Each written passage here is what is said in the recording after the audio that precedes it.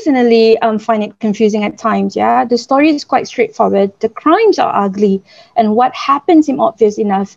But as in the book on Palestine, authored by Ilan Pape, an Israeli historian, and Chomsky, they say the last paradox is that the tale of Palestine from the beginning until today is a simple story of colonialism and dispossession, yet the world treats it as a multifaceted and complex story, hard to understand and even harder to solve. And going against such crimes, colonialism, deprivation, atrocities, going to protest and boycotting and whatnot, well, any criticism of the Israeli government has always been linked to anti-Semitism. Even supporting Palestinian rights is considered anti-Semitic. And this may shock many and disrupt embedded stereotyping, but Palestinians are Semitic people. Rabbi Ahen Cohen once wrote, anti-Zionism is not anti-Semitism, meaning by implication that anti-Semitism is not to be approved of, whereas anti-Zionism is something to be applauded.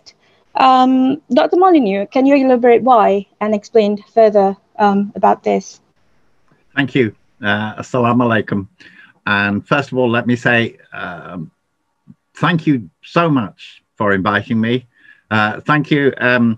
Nadila, for your introduction, and Professor Rahman for your words of welcome, and Mahdi, who's organizing the technical side, and to the whole department, and particularly to my old friend Mahmoud for setting this up. So I feel very honored to be here, and I feel particularly honored to be speaking alongside Sister Afaf Al-Najjar from Gaza as well. As I say, I feel it is a great honor.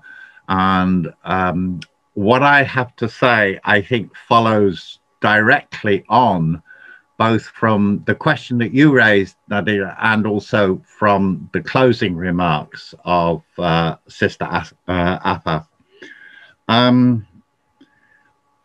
I will start, I think, with the fact that amidst the horror of the war on Gaza and the war on the Palestinian people that we have witnessed, in a sense, over 60, 70 years, but with particular intensity the last few weeks, there is also emerging a small chink of light. And that chink of light is that, particularly, I think, during this latest war, there has been a shift in world public opinion.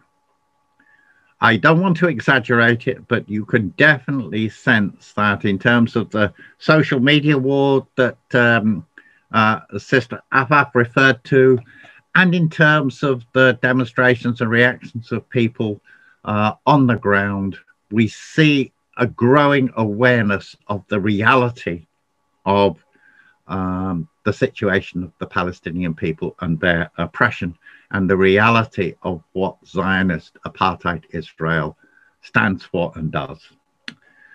Now, where I live, this has been particularly dramatic in the last few weeks, and also in the country which I come from originally, in Britain. So I just start with saying a few words about that. In both these places, there have been big demonstrations. Ireland has always, for reasons I'll mention in a moment, had a lot of sympathy for the Palestinian people, but we saw successive mass demonstrations in the centre of Dublin and right across Ireland. We're still in pandemic lockdown, so there were people. It wasn't so easy for people to move over the whole country, but in every area, in all the main cities, Belfast in the north, Derry, Galway, and people wouldn't know, but in all these places, there were big demonstrations for the Palestinian people, a huge surge of public opinion.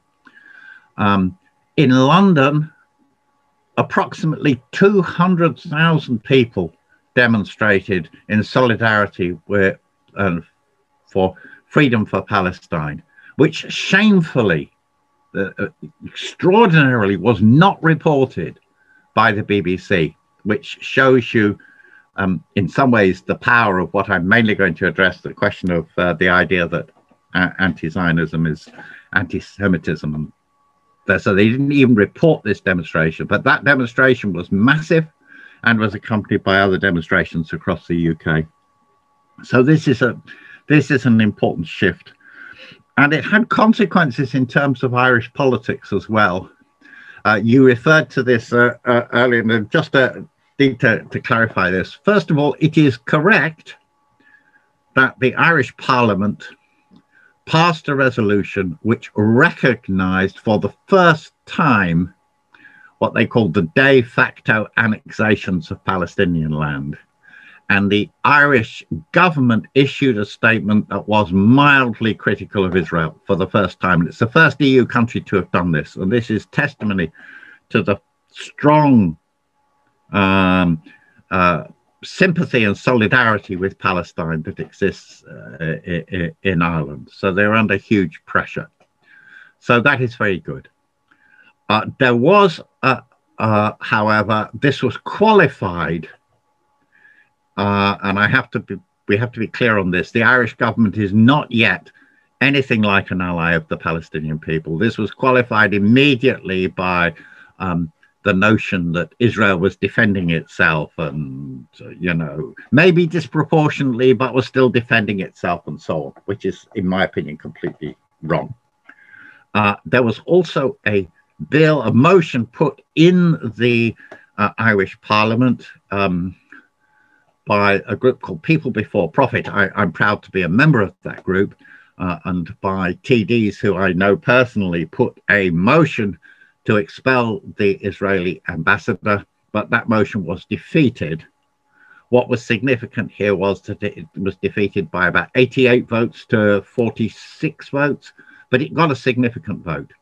So the government of Ireland remains an ally of Israel, as with the rest of the EU, I'm proud to say, but public opinion on the ground is moving against that, and it is cutting against this narrative that to be anti-Zionist is anti-Semitic, which has had designedly so, had a very damaging effect on the Palestinian cause. I'll return to that. Okay. The next point I want to make is a general one about racism. One of the key functions of racism, all different forms of racism, is to make what is unjustifiable justifiable, to make acceptable what is under other circumstances is utterly unacceptable, to legitimize or normalize what are obvious crimes against humanity.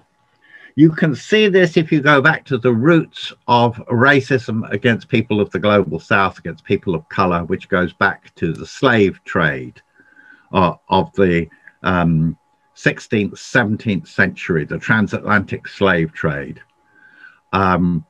You can go back to see the roots of racism in the history of colonialism and imperialism. How could it be that in European countries where there was a middle class emerging that were talking of liberty, equality, fraternity, like in the French Revolution, proclaiming the rights of man and so on as their rights, how could it be that they could also justify taking millions of people as slaves from Africa, shipping them to the so-called New World in unbearable conditions and then treating them as chattel slaves? To do so, they had to develop a theory, an idea that these people were less than human, that these people were inferior.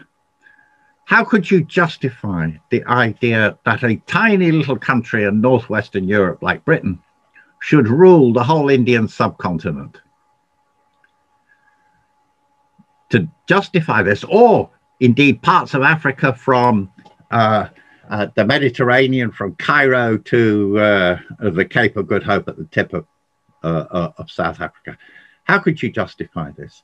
You needed the idea that non-white peoples, non-European peoples were somehow children that had to be looked after. It was for their own good. It was famously expressed in the poem by the British writer and poet Rudyard Kipling, The White Man's Burden. We're doing it for your good, for your own good, because you're not able to rule yourselves. This was the function of racism, was to make things that were otherwise unacceptable acceptable. It was the same in Nazi Germany with anti-Semitism. How could you possibly justify the mass industrial murder of millions of people with the argument that these people were inherently less than human? They did not have human rights. They were completely different. They were by their nature your enemy, and so on. This was the function of racism then. Now, why is this important? It's important because it has been the function also of the argument that anti-Zionism is anti-Semitism, to protect Israel from any criticism, to make what is obviously contrary to international law, contrary to human rights, oppressive, a crime against humanity, which the whole occupation of Palestine has been from when it began, to make that acceptable, to inoculate that regime from any kind of criticism. If you complain about the bombing of Gaza, you're an anti-Semite. If you say it's wrong to have an apartheid wall running in, as it was in South Africa, as apartheid was wrong in South Africa and so on, surely everybody agrees, oh no, you're an anti-Semite, so we don't have to listen to this criticism. If you think ethnic cleansing in Sheikh Jarrah or elsewhere is wrong, you're an anti-Semite, we don't have to listen to this. That is how, that has been the function of this whole argument. Now, well, it is important. I was going to say it's easy to show that this is nonsense, but it's important to say why it's nonsense. First of all, if you accept this kind of argument, criticism of almost any regime, any policies, any behavior, in any kind of critical thinking about the world becomes effectively impossible. I live in Ireland. I frequently criticize the Irish government. It's not because, it doesn't make me anti-Irish. Far from it. I love the Irish people. I came here, one of the reasons I came here. But I disagree with the government. But, you know, you can imagine, I can imagine if the racist would say, oh, you're not Irish, you're being anti-Irish. Nonsense. If I criticize the behavior of the American government, which I always have done, by the way, that's how Mahmoud and I first met campaigning against the war in Iraq. Maybe anti-American. I was accused of it. I remember we all were accused of being anti-American because we opposed the war in Iraq. Absolute nonsense. This is a nonsense argument. It's always an argument that serves reaction. It's also factually not true about the movement of solidarity with Palestine and the Palestinian people are in any way anti-Semitic. In Ireland, we have a well-established campaign over many decades, the Ireland-Palestine Solidarity Campaign. It is part of its founding principles, and it has always adhered to this, not only that it is not anti-Semitic, but anti-Semitism is not tolerated within it.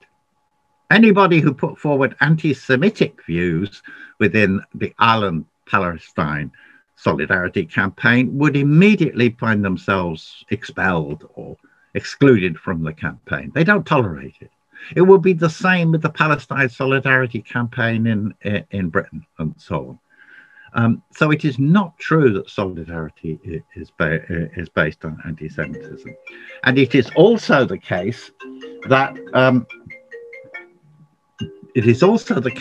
sorry,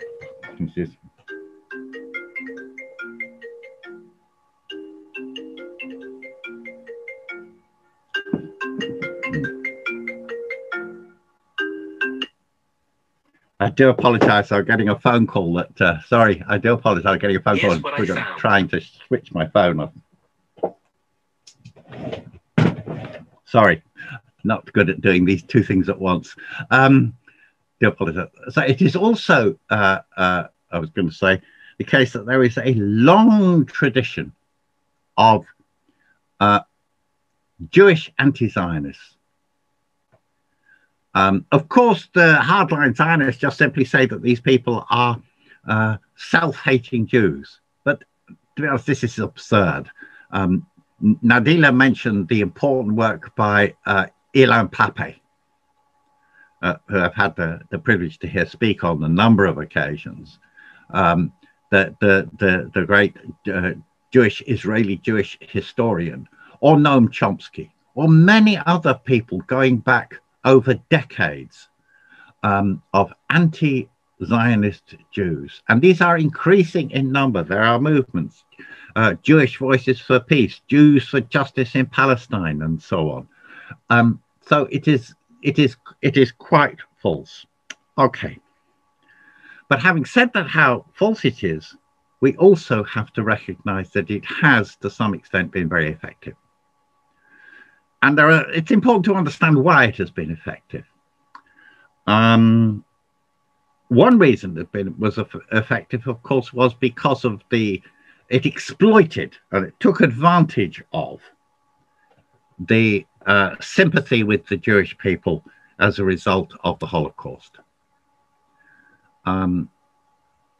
Let's be clear that actually Zionism was not a majority tendency or a majority view among world Jewry, among world Jewish people, until the advent of Hitler and the Holocaust. It was that drove Jews around the world into the arms of Zionism. Zionism dates back to the late 19th century, but it was a minority tendency, not a majority tendency. So it exploited this sympathy, and therefore has been particularly powerful in countries which were obviously had a feelings of guilt about it. You know, I think the country where Zionist support for Zionism is strongest in Europe is probably in Germany, and where it's hardest to criticize Israel is in Germany, for obvious historical reasons. There was also the idea that Zionism was a progressive project. Now, many of the original Zionists who went to Palestine as immigrants in the earlier part of the 20th century did so with radical left-wing progressive intentions. This is true. But I would argue that they were mistaken and that it was essentially a reactionary project from the beginning. And I will explain why. But this, again, garnered sympathy. It is also the case, and I think this needs, maybe I don't know whether people in Malaysia fully understand this, but that the argument has been weaponized by, sometimes by right-wing reactionary forces, but also sometimes on what might think of as the left. I will speak about the British Labour Party here. It has been weaponized in order both to protect Israel and also to attack other progressive forces. I think this has been true in America, in the Democratic Party, although it's beginning to change and being challenged, but it's been particularly true in Britain. The British Labour Party elected a left-wing leader, Jeremy Corbyn, who was known for his sympathies with the Palestinian people, and the British establishment, the Tory party, the British media, and a section of the right wing of the Labour Party, the kind of Blairites, the people who were responsible for the war in Iraq, that have always supported imperialism, decided they could use the charge of anti-Semitism against Corbyn and his supporters and weaponized it. And a lot of the establishment bought into this. Now, this situation then becomes very difficult to deal with and very dangerous. It becomes a situation, and they want to create this, where it's like a witch hunt, And if you disagree, then you must be an anti-Semite.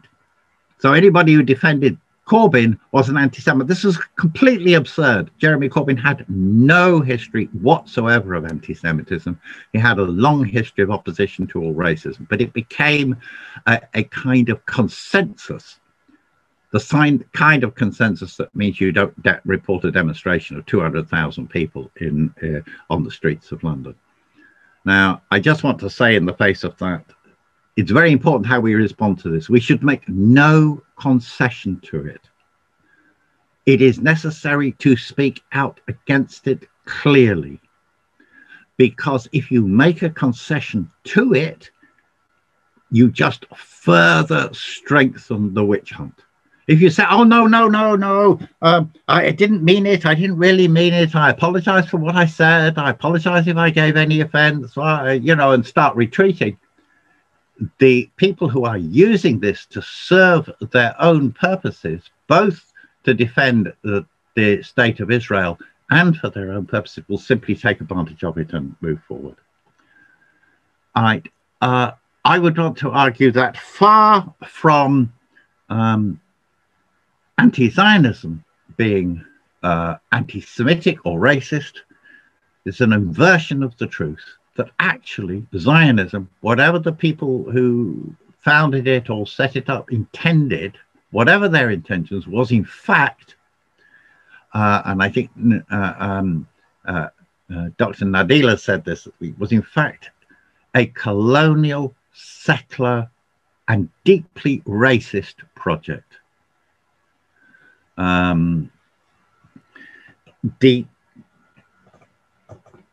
If you go back to when that project started, with a man called Theodor Herzl, the founder of Zionism in the late 19th century and the early years of the 20th century, if you were a Zionist and you wanted a homeland for the Jewish people, you faced two difficulties. The first difficulty was that actually, apart from the uninhabitable parts of the world, apart from the Greenland ice cap or outer Siberia, the world actually wasn't empty. It was populated by people. Racists and imperialists kind of sometimes try to ignore this, but it was not the case. Everywhere was populated. Secondly, more or less everywhere of any value was actually taken over and annexed and colonized by half a dozen European powers. This was the age of the high point of imperialism, the scramble for Africa, when all of Africa was divided up, when the Indian subcontinent was under British rule. Even China was semi-controlled by imperial powers. Indochina was French, and so on. Everywhere was controlled by imperial power. So where you were going to go? You wanted a new state for the Jewish people. What Zionists had to do was to go cap in hand to the imperial powers to get their support and to offer themselves as agents for Western imperialism in wherever they were going to go. I said that the Irish people always had a sympathy with the Palestinian people. I think it is because they had this common history of being victims of British imperialism. It's interesting that the uprising for Irish freedom, the Easter Rising of 1916, comes almost at the same time as the Balfour Declaration, promising to give to the Zionists Palestine. These things, 1916, 1917, same period. The same period when British imperialism was carving up the Middle East with the Sykes-Picot Agreement, saying this will be this country, this will be that, nothing to do with the. They also partitioned Ireland, an issue which is still a live issue in Ireland. So there's that common feeling. But this is what Zionism had to become an agent for this process. They had to say, we will serve the interests of the West against the Arab peoples, against the peoples of that area, particularly important because of the oil-rich nature of the Middle East. We will be a bastion against Arab nationalism, socialism, communism, Islamism, whatever, at any movement that would try to reclaim the resources and control of that area for the people who lived there. And that was the function of Israel and the state of Israel for imperialism. And I think this is very important to understand. That is the reason. It is not sympathy with the Jewish people that is the reason why American imperialism has always backed Israel. It is not sympathy. During the war, during the Second World War, the American government knew what was going on in Auschwitz and the concentration camps and didn't do anything to help. In fact, they stopped often Jewish immigrants coming, Jewish refugees going to America. This is not about sympathy. This is about interest.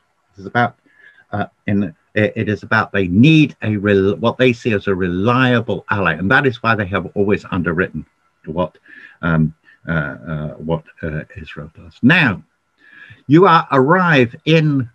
the Zionists arrive by stages in Palestine as colonial settlers, as robbers of the land. What do they have to do? They are worried, they say, about their security. Wherever you look at settlers, colonial settlers, you find the most intense racism develops. Against the Aborigines in Australia, where they were nearly wiped out, and totally wiped out in Tanzania.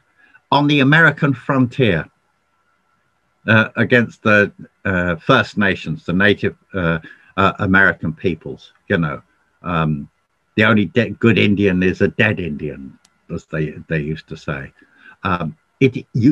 With the Boers in South Africa that set up the apartheid, if you're a settlers for colonialism, you develop a racist mentality towards the people you are robbing and stealing and can't help. And exactly that then has happened with Israel. In fact, among the Zionists, you will find the most open and disgusting racism against Palestinians that you would find anywhere in the world today, I think. I was going to say apart from, but I think including the extreme Nazis, it is interesting now, increasingly, that people who used to be Nazi anti-Semites, clearly so, actual followers of Hitler and so on, these people now support Israel because they see it as a weapon against a weapon for imperialism and a weapon against Muslim people and so on. Okay, so I think that is crucial. The last point I want to say, it's quite a complex point, but I think it's important. Zionism started as a project in response to racism. The reason it developed in the 19th century and the timing of it and so on was precisely because this was a time of intense, real anti-Semitism in Europe, especially in Russia, where there were pogroms. The term pogrom refers to racist attacks on communities, ethnic cleansing of the day, because there were pogroms against Jews in Russia and Eastern Europe, and there was also a big rise of anti-Semitism in France and so on. That's how it developed. The original view of Herzl and the Zionists, which was secular, by the way, it was not a religious movement, wasn't it? It's not this Kolkon thing. There's nothing really about religion in it. It was a secular movement. But it was based on the idea that all non-Jews, all Gentiles, as it were, are inherently anti-Semitic. It was not based on a social analysis. It was a historical analysis. It was based on the idea that non-Jews are inherently anti-Semitic, and therefore the only way Jews can be safe is to go off somewhere else and have a state of their own. Now, I think that view is wrong, and I think it's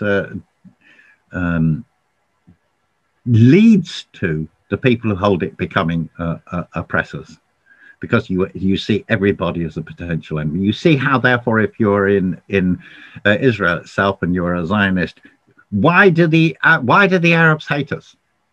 Not because we're oppressors. Oh no, you can't admit that to yourself. They hate us because they are inevitably, inherently hate us. So therefore we have to wipe them out, and so on. But this applies more widely as well. Imagine if you are a black person in the United States, you could easily be forgiven for thinking that all whites are racist. Easily be forgiven for thinking that. But then you have a problem. The black population of the United States is 12 to 13%. So how can you defeat racism in the United States? Well, maybe you should form a black state. Maybe you should go to Biden or Trump or whatever and say, we'll all leave. You'd like us all to leave. We'll go and form a black state somewhere else. You would turn into oppressors if you did that. And you would also be defeated. An alternative would be to abandon the fight against racism and just become a kind of separate cult or almost. So I think this is a big mistake. I would say the same thing to Muslim people who face intense Islamophobia. For the last 20 years or so, Islamophobia has been the main form of racism in Europe and in Britain. There's been intense Islamophobia.